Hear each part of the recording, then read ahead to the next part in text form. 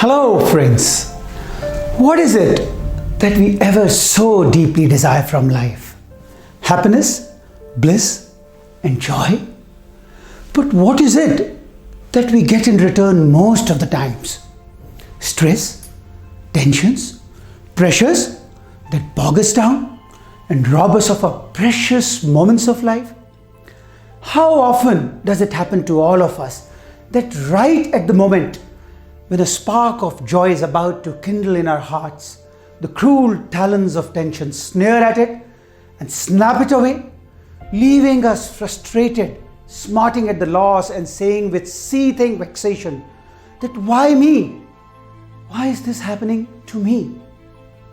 But that, my friends, is where the error begins. Because why is a wrong question. The right question to ask is not why, but who? Who's responsible for my miseries and my sorrows? And for that, many scholars over the past so many centuries have given us so many logics. Some said it's the fate, destiny. Some said it's our desires, karma of past lives. But here, my friends, I am today to talk about something which I'll call the dark shadow. Yes, my friends, I wish to submit that the root cause of our sorrow is nothing else but the dark shadow. And what exactly is the dark shadow? Well, doesn't it happen to all of us that at any situation, wherever we are, whichever place we are and whoever we are dealing with, there is this one odd person who crops up from nowhere, and just the presence of this person totally acts as a hindrance and roadblock to our happiness.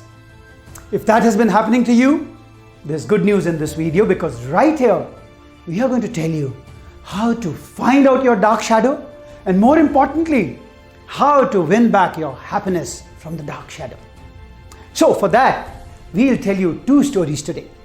First, a story which is tragic, and the story, a story of delight. Well, there was once a fine man who used to live in his house, but was greatly troubled by his neighbor.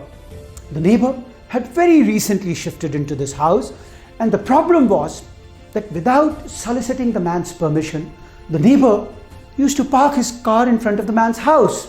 So every morning when the man would get up, he'd look at his car and he'll find that right at his slot, the neighbor has parked his car. And obviously, a sense of dislike and irritation started cropping up in him. The things came to such a pass that literally every morning he'll get up, he would see the neighbor's car parked at his parking slot, and his frustration and irritation would only grow northwards. It became eventually into a paranoia where this man, even when he was at work, at office, or anywhere for celebration, his thoughts would typically be at that parking slot. Finally, he decided to take matters in his hand, and with great aggression, he approached the neighbor. The neighbor, of course, retorted with aggression. They had a very heated debate, eventually turned to blows, had a big fight, became a police case, eventually a court case, and a lifelong battle. Finally, tragedy. The great loss of happiness and the dark shadow prevailed. That, my friends, was a tragic story. Now, let's tell you a delightful one. In the same situation, the same man under same challenging situation decided to react in a different manner. Instead of confronting the neighbor, he just introspected. He said, I want him to greet me. Why don't I greet him first? I want him to be nice to me. Why don't I be nice to him first? I want him to explain his perspective to me, so why don't I explain my situation first? And that's precisely what he did. One fine morning, as he was leaving for the morning walk, he saw his car right there again. He saw the man right there in front of his house. So instead of being angry or agitated, he approached him with a friendly smile. And believe you me, friends, and you would be surprised to know, the neighbor responded with a much bigger and warmer smile. And as things eventually turned out, the man got to know that neighbor was also an extremely warm and fine man, a bit shy, And to his surprise, the neighbor gave him a real proper explanation of why he had been parking. He apologized, and once the man had understood the neighbor's situation, he was so delighted to be of help. A situation where animosity was breeding suddenly converted into friendship, and they became best of friends and lived together quite joyfully for years to come. That, my friends, is how they overcame the dark shadow of sorrow and converted into happiness. What do we learn from these two stories? Yes, I presume you may have got the clue, but let me elucidate it. My friends, dark shadow is nothing else but a composition of complexities and rigidities which are residing right there inside us. The three evil vices which are there inside us and can be summarized by an acronym called PIN, where P stands for our passivity, I for our intransigence, and N for negativity. P, my friends, which stands for passivity, is nothing else but our inaction when we know that our action could create a solution.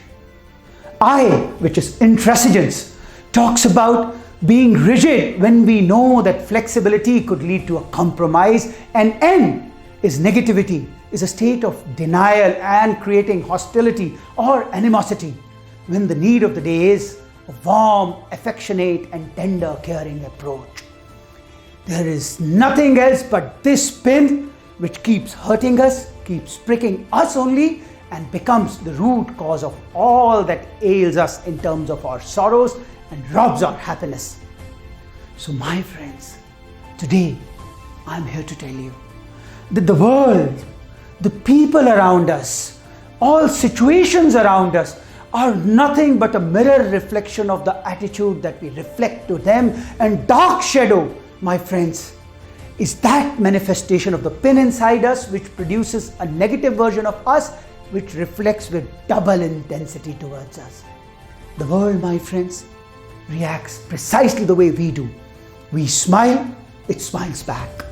We greet them, it greets back. We give them joy, they give us double the joy back. But on the contrary, we throw negativity at them, it throws it back at us with double intensity. Today, my friends, I am here to tell you that if we all make a vow that we will commit to eliminate this pin of dark shadow inside us, the world will be an ever more happier place to be in. But before I give you the solutions,